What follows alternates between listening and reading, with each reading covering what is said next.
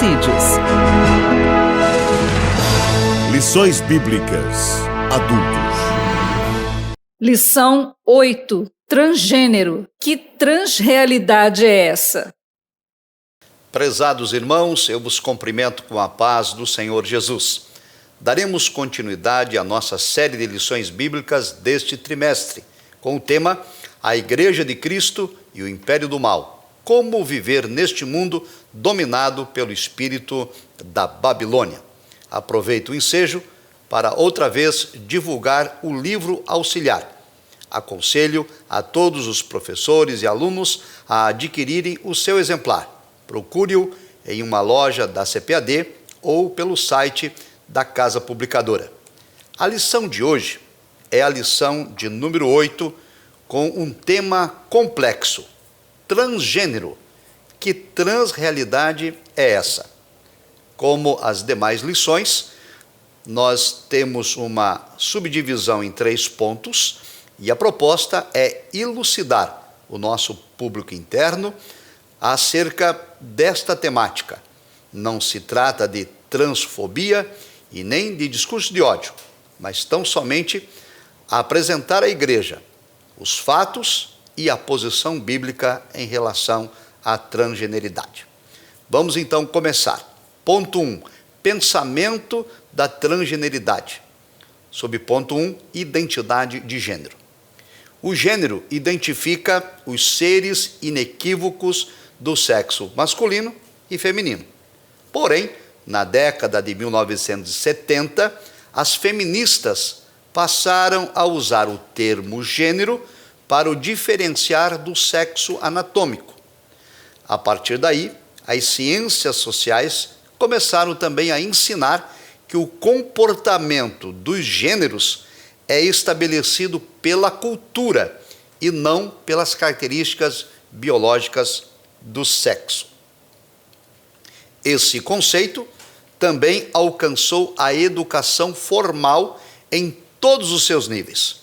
Para aqueles que dizem que nós estamos fazendo teoria da conspiração, apresento aqui, por exemplo, os parâmetros curriculares nacionais, PCN, do MEC, do Ministério da Educação, para o ensino fundamental do 6º ao 9º ano. Lá traz a seguinte definição para a identidade de gênero. O texto diz: enquanto o sexo diz respeito ao atributo anatômico, no conceito de gênero, toma-se o desenvolvimento das noções de masculino e feminino como construção social. Sexo diz respeito ao atributo anatômico, o gênero, as noções de masculino e feminino como construção social. E continua o documento. Implica, portanto, colocar-se contra as discriminações associadas a expressões da sexualidade como a atração homo ou bissexual e aos profissionais do sexo. A identidade de gênero, então, é uma proposta de separar o gênero do sexo. Eles dizem que se alguém nasce com genitália masculina, ele é do sexo masculino, mas o gênero dele pode ser feminino. Nessa perspectiva, gênero passa a significar que homens e mulheres são produtos da realidade social e não decorrência da anatomia de seus corpos. Desse modo, argumentam que uma pessoa não precisa se comportar de acordo com o seu sexo de nascimento. Repito, esta ideologia não aceita que o sexo de nascimento, que a conformação biológica seja determinante para o comportamento. Neste caso, avaliam que a relação sexual entre macho e fêmea corresponde a papéis sociais impostos pelo contexto cultural e social, e não pela constituição anatômica do corpo humano. Assim sendo, A partir dessa premissa ideológica, valida-se toda e qualquer prática sexual. Este é o conceito geral de identidade de gênero. Vamos agora ao subponto 2. Cisgênero e transgênero. Que expressões são essas? Cisgênero classifica a pessoa cujo gênero está em concordância com o sexo do nascimento. Alguém que nasce com genitália masculina e se identifica como homem. Alguém que nasce com a genitália feminina e se identifica como mulher é considerado cisgênero. Aí temos o transgênero. Transgênero classifica a pessoa cujo gênero está em oposição ou em desacordo com o sexo de nascimento. Essas pessoas alegam ter nascido no corpo errado e identificam o seu gênero diferente do sexo. A pessoa tem genitália masculina, mas se identifica como sendo mulher, e vice-versa. Esse sentimento de incompatibilidade entre o sexo físico e o gênero psicológico também é chamado de disforia de gênero. Argumenta-se, então, que o gênero é independente do corpo. Essa é a ideia que se propaga pelos militantes e ativistas deste conceito. A narrativa transgênero, então, separa completamente o gênero da anatomia do corpo humano. Dessa forma, toda expressão de sexualidade é considerada normal, defendida e incentivada. O movimento social de representatividade é chamado de LGBTQIAPN+, e engloba uma série, então, de pessoas transgêneras que são adeptos da ideologia. Para esses ativistas, a orientação sexual de uma pessoa é definida de acordo com o gênero que ela se identifica e por qual gênero ela sente atração sexual. Divide-se do seguinte modo: heterossexual é quando a atração é pelo gênero oposto. Quando o homem sente atração por uma mulher, a mulher sente atração por um homem. Homossexual, quando a atração é pelo mesmo gênero. Homem sente atração por homem, mulher sente atração por mulher. Bissexual, quando a atração é por ambos os gêneros. O homem se relaciona tanto com o homem como com mulher e a mulher vice-versa. Ainda tem o assexual, quando inexiste atração por gênero algum. Também o pansexual, quando a atração não depende de gênero. Em pessoas que sentem atração por animais e outros sentem atração até por objetos. E ainda há uma classificação chamada não binária. É a pessoa que não se encaixa em nenhum gênero, nem masculino e nem feminino. Esta é a realidade da transgeneridade que vivemos neste país e também no mundo. Uma modificação de valores cristãos, uma desconstrução muito profunda acerca do gênero. Transgênero e sexualidade é o ponto 3. Nessa ideologia, não há conexão entre sexo biológico e gênero. Uma pessoa que se identifica como transgênero transita livremente em todo tipo de relação sexual. Ela se sente liberta de supostas opressões sociais e vai se relacionar sexualmente com vários parceiros e de várias maneiras e de diversos modos. O significado da sexualidade, então, deixou de ser algo extraído da anatomia do corpo e tornou-se algo imposto ao corpo. A partir do pressuposto da sexualidade como construção social, a identidade sexual foi reduzida a um conceito completamente desconectado do corpo. Ou seja, a partir dessas ideias e desses conceitos, não se aceita mais que aquele que nasceu com genitália masculina só possa ter relação heterossexual, ou seja, o homem só pode se relacionar com uma mulher. E também a pessoa que nasceu com genitália feminina só possa se relacionar com um homem. Eles não concordam e dizem que não tem nada a ver a sexualidade com o sexo anatômico. Querem diferenciar tanto a sexualidade quanto o gênero do sexo anatômico. Nós entendemos, biblicamente, já vamos ver isso em detalhes, que tanto o sexo quanto o gênero e sexualidade estão intrinsecamente ligadas. Aquele que nasce com genitália masculina, a sexualidade dele deve ser com uma mulher, e vice-versa. A partir daí, a lição vai apresentar qual é a visão bíblica do corpo. Será que a transgeneridade, o conceito e a ideologia estão em acordo com o que diz e prescreve as Escrituras?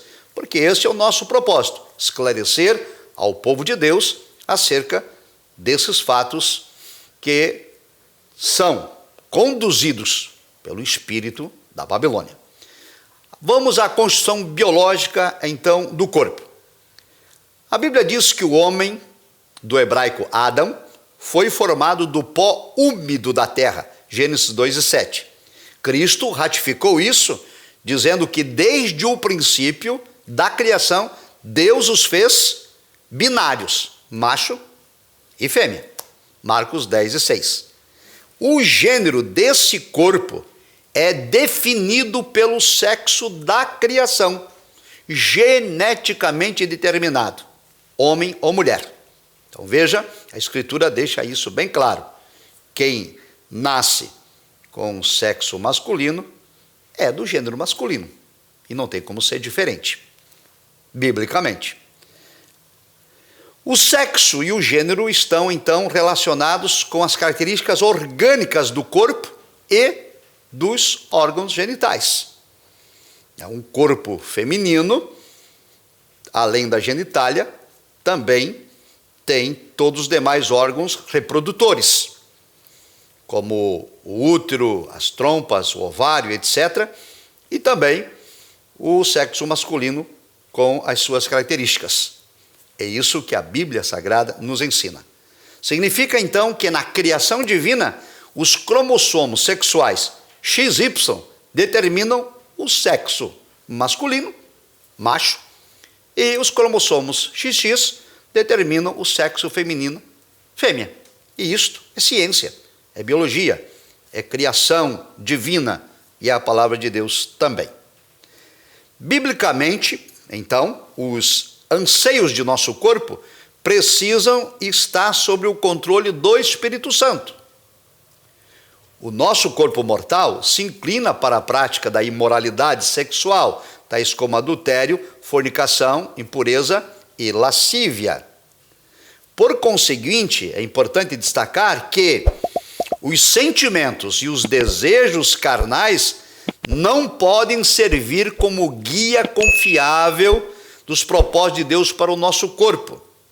Porque a ideologia diz assim: eu nasci nesse corpo, mas a minha mente, psicologicamente, eu imagino ter nascido no corpo errado. Eu tenho desejos que são distintos do meu corpo.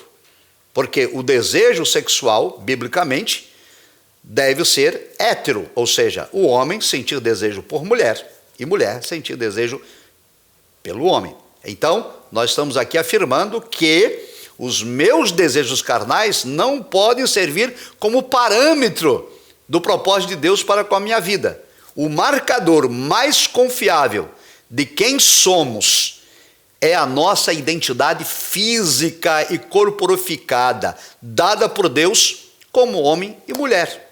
E ponto final. É isso que ensina a Escritura. Quem nasceu macho é do sexo masculino. Quem nasceu fêmea é do sexo feminino. Seguindo, Enquanto o ativismo da diversidade sexual presume que o corpo biológico não serve como referência para a nossa identidade de gênero ou para as nossas escolhas de ordem moral, o cristianismo bíblico honra o corpo como macho e fêmea, em vez de subordinar o sexo biológico a sentimentos psicológicos. Porque isso que é a ideologia transgênero. Eles fazem com que a mente prevaleça sobre o corpo. O corpo está ali. Ele tem as genitálias de homem ou de mulher, mas ele não aceita. A mente dele quer ser outra coisa, de tal modo que ele faz a mente prevalecer sobre o corpo. No entanto, repito, o cristianismo honra o corpo como macho e fêmea, em vez de subordinar o sexo biológico a sentimentos psicológicos. Essa é a visão bíblica de gênero na Bíblia. Ponto 2 agora, a constituição moral.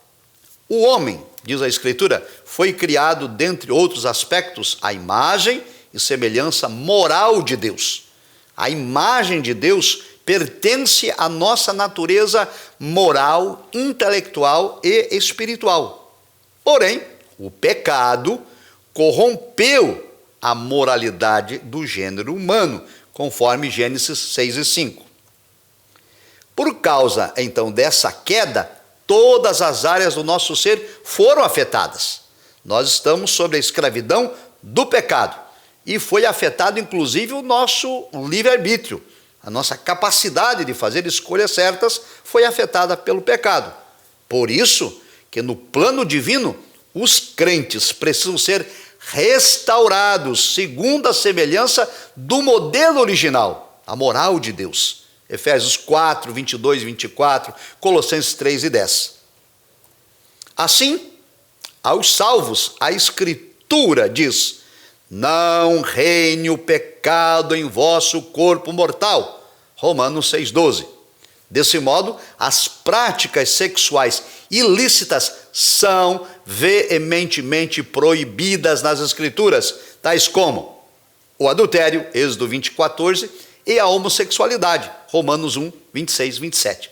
Poderiam ser citados aqui outros pecados de ordem moral, como a fornicação, a pornografia, também o pecado de pedofilia, incesto, zoofilia e tantos outros que são pecados contra o corpo. Vamos adiante. A constituição da sexualidade. Ponto 3. Ao criar o ser humano, macho e fêmea, Deus também instituiu a sexualidade. Gênesis 1, 27 e 28. Sempre fez parte da criação original de Deus o homem unir-se sexualmente em uma só carne com a sua mulher. Esta é a constituição da sexualidade bíblica. Não há diferença entre sexo e gênero e sexualidade.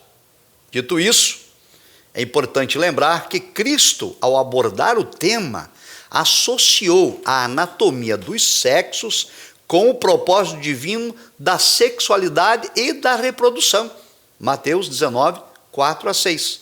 Assim sendo, o relacionamento sexual, conforme idealizado pelo Criador, prevê uma realização completa entre macho e fêmea, na busca do prazer sexual, conjugal e na procriação da espécie. Eclesiastes 9:9, Salmos 127, 3 a 5. Ainda nesse sentido, a união monogâmica, um homem e uma mulher, e heterossexual, um macho e uma fêmea, configura o modelo bíblico de sexualidade. 1 Coríntios 7, 3 a 4. A ideologia transgênera, ideologia de gênero, eles não aceitam essa sexualidade bíblica, porque a sexualidade bíblica ela é essencialmente heterossexual. Tanto que eles não gostam de usar sexualidade no singular, eles usam isso no plural, falando em sexualidades, várias formas, né, de relações sexuais. Desse modo, então, no plano divino, veja só, isso é importante enfatizar na sala de aula. O plano divino institui sexo, gênero e sexualidade.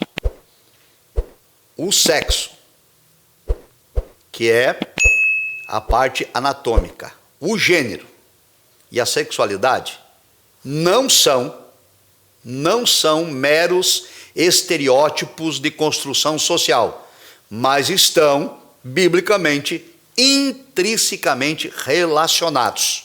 É isso que diz a Escritura, é isso que nos ensina a palavra de Deus.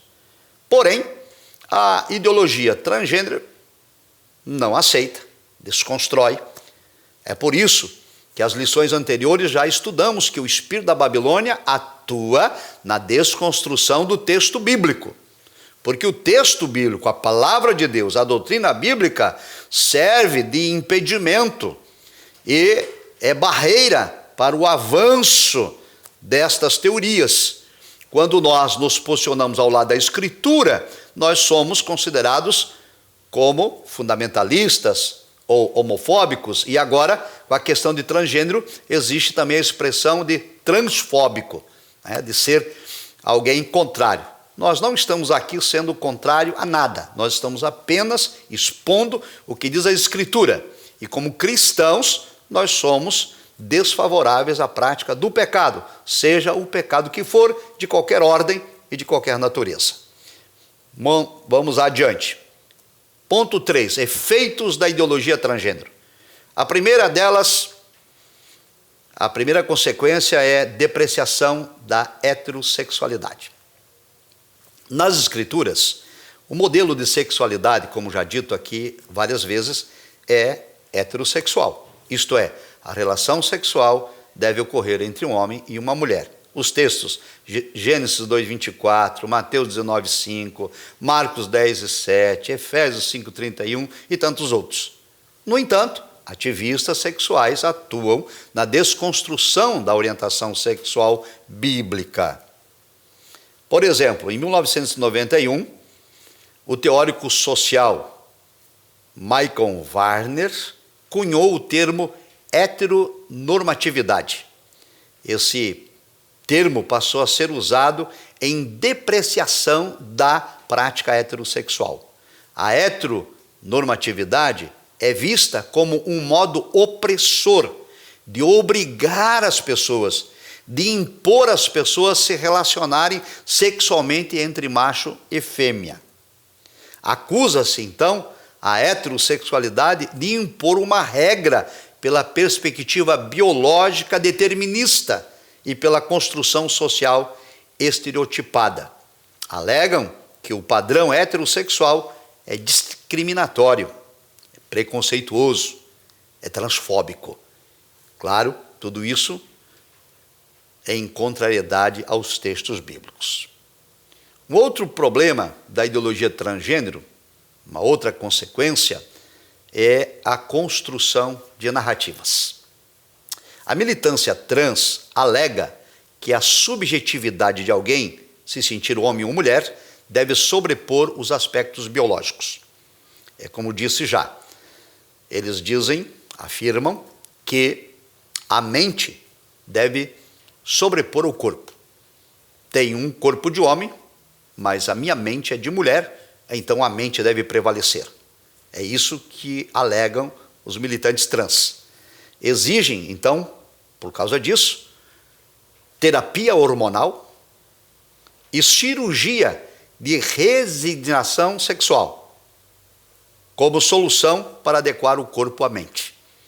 Eles vão colocar no corpo o hormônio do qual o corpo não produz, porque ele pertence a outro sexo, diferente daquele que ele quer ser, e além disso, depois de usar os hormônios, eles exigem que se faça, então, a cirurgia de redesignação sexual, para trocar de sexo. E assim adequar a mente ao adequar o corpo ao desejo da mente. O ativismo atua na educação e na saúde pública e se impõe, escute isso, em doutrinamento de crianças e adolescentes. Já li aqui parte do PCN, os Parâmetros Curriculares Nacionais, onde está lá o ensino da identidade de gênero, da ideologia de gênero às nossas crianças. Além disso, na busca de aceitação social, divulgam os militantes a ideia do já citado nascimento do corpo errado. Agora veja só, trazemos na lição, e há detalhes no livro de apoio das lições bíblicas, que em 2017, o Colégio Americano de Pediatria publicou que o uso indiscriminado de terapia hormonal para mudança de sexo e a prática da cirurgia para efetivar essa mudança de sexo são um erro. No relatório destacam-se os seguintes pontos. A. Diz o relatório: conflitos entre a mente e o corpo devem ser corrigidos pelo alinhamento do gênero com o sexo anatômico. Veja, não como diz a ideologia. A ideologia diz que a mente deve sobrepor ao corpo. E o relatório diz que é o contrário, que a minha mente deve se alinhar com o meu corpo. Letra B. Meninos não nascem com cérebro feminizado e meninas não nascem com cérebro masculinizado. Isto é narrativa. Não há nenhuma comprovação científica quanto a isso. É uma ideologia, é uma narrativa.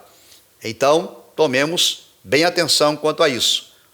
A outra conclusão do relatório: pessoas presas no corpo errado é uma crença ideológica que não tem base na ciência rigorosa, e aqui citamos Romanos 9:20 para isso. Veja, essa constatação não é minha. Essa constatação são de especialistas que pesquisaram a fundo a questão da transgeneridade. E vamos agora ao final. Um terceiro efeito da ideologia transgênero é a linguagem neutra. O movimento LGBTQIAPN+, requer a inserção de uma terminologia neutra ou não binária na linguagem. O objetivo é identificar quem não se reconhece como masculino ou feminino, os não binários. Os ativistas consideram a gramática normativa em vigor no país como sendo machista, como sendo elitista, e propõem então mudar a nossa gramática. Eles ignoram ou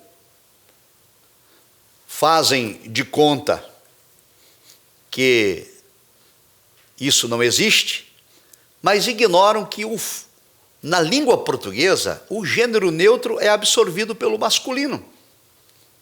Dessa forma, porém, a militância está viabilizando ações governamentais para substituir as vogais masculina e feminina, a substituir a letra A e a letra O, como artigo masculino, artigo feminino, na pretensão de neutralizar o gênero.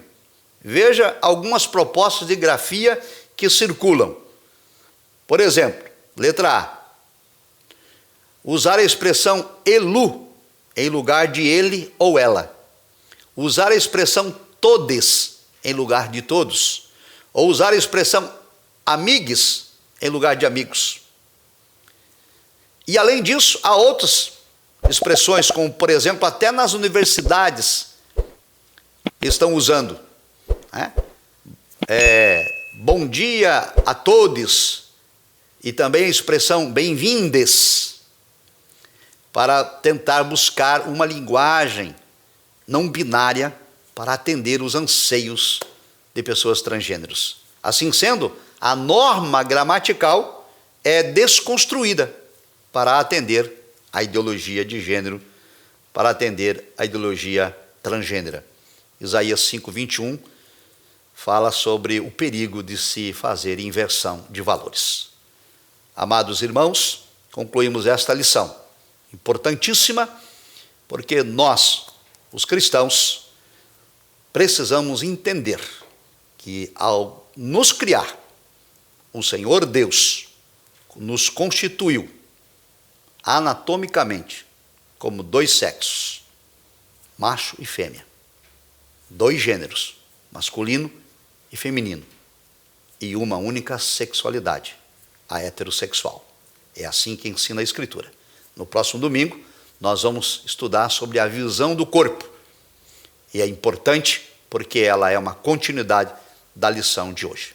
Até lá, e a paz do Senhor.